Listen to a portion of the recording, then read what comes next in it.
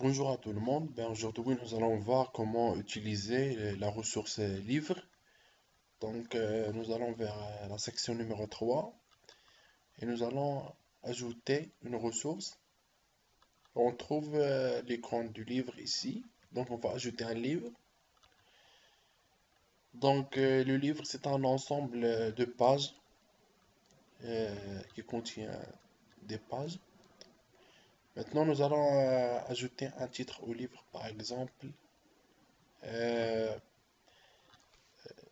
concept de base sur modèle. Donc voilà, on peut ajouter une description, on peut changer le format des titres des chapitres, par exemple par nombre ou bien par puce. On le laisse par défaut. Ici, c'est pour l'affichage et pour la disponibilité. Donc on va enregistrer le livre. Donc on a notre livre, concept de base sur modèle par exemple. On va cliquer sur le livre pour ajouter un chapitre. Il suffit de cliquer sur la ressource pour pouvoir ajouter un chapitre. Voilà. On va mettre le titre du chapitre 1, par exemple, parce que je vais copier du texte à partir d'ici. C'est presque la même chose pour un livre. Par exemple, concept général de modèle, par exemple. Voilà. Ici, c'est le contenu de la page, de la première page, ou bien le chapitre 1.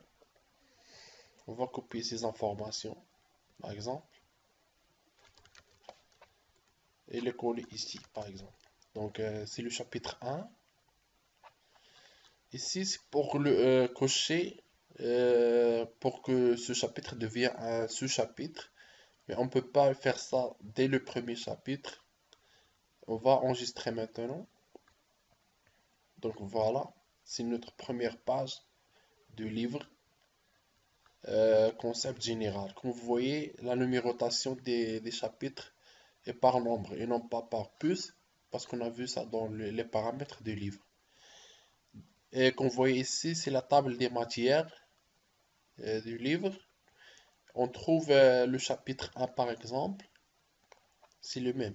Donc on peut ajouter des chapitres à partir d'ici, ajouter un chapitre par exemple.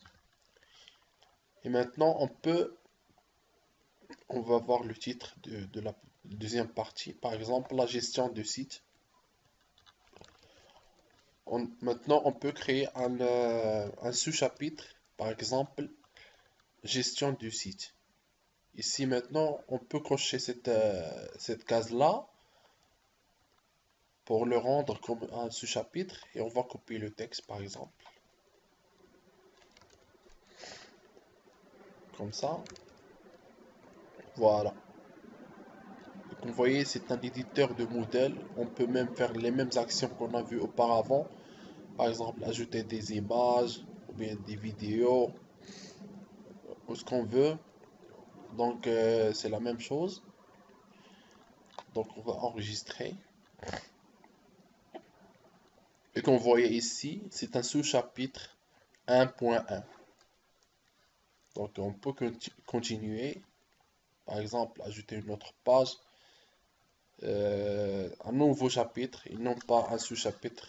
On décoche cette phase-là. Par exemple, et on ajoute la gestion des utilisateurs, par exemple. Voilà,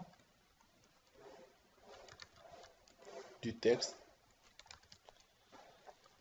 Voilà, et on va enregistrer.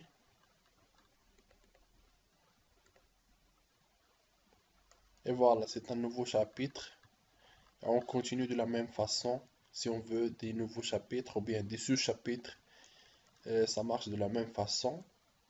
Maintenant, on peut voir une autre option, c'est-à-dire importer le chapitre, c'est-à-dire imprimer, pardon.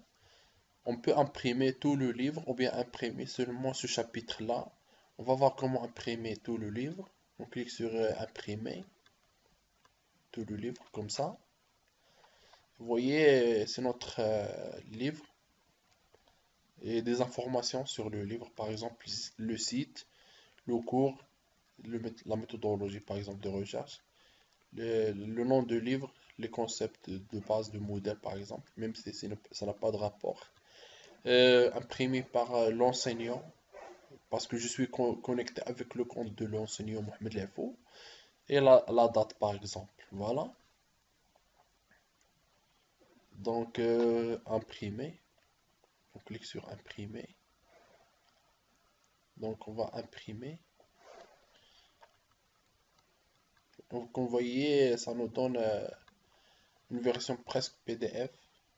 Une version PDF. Par exemple.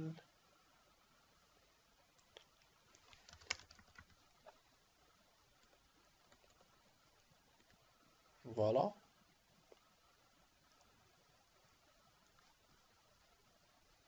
Et voilà. Donc, vous voyez, c'est notre livre. La table de matière, par exemple. Et les informations qu'on a eues dans notre livre, par exemple. Donc, c'est le principe. Euh, c'est très intéressant ce qu'on peut faire avec un livre. Donc, comme vous voyez, le principe est simple. L'utilisation des livres, il suffit d'ajouter des chapitres, bien des sous-chapitres, et de remplir chaque chapitre avec l'éditeur de modèle. On peut le remplir avec du texte, ou bien des images, ou bien des vidéos. Et on peut importer ou bien imprimer le livre en cliquant sur tout, imprimer tout le livre. Puis on peut imprimer seulement un chapitre. Donc voilà, ça va être tout pour les livres et je vous souhaite bon courage.